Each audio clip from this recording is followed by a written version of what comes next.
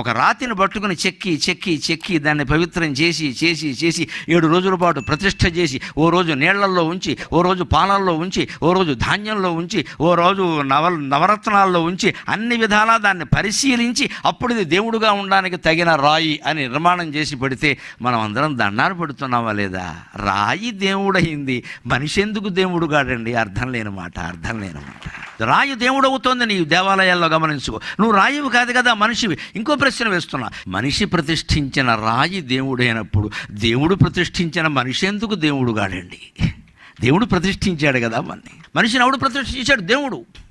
మనిషి ప్రతిష్ఠ చేసిన రాయి దేవుడు అవుతున్నా, దేవుడు ప్రతిష్ఠ చేసిన మనిషి దేవుడు కదా. నీలో ఉండే దేవుడు నువ్వు గుర్తించలేకపోతున్నావు. దెయ్యాల ఆలోచనలన్నీ వస్తున్నాయి, కమ్మేస్తున్నాయి. దాన్ని పోగొట్టుకోవచ్చు, విధానం ఉంది. పురుగైనా పువ్వుతో స్నేహం చేయడం వల్ల దేవుడు పాదాల దగ్గరికి వెళ్ళింది, స్త్రీల శిరస్సులను అధిరోహించింది. రాయి అయినా విగ్రహంగా ప్రతిష్ఠ అయ్యేసరికి దేవుడైంది అది.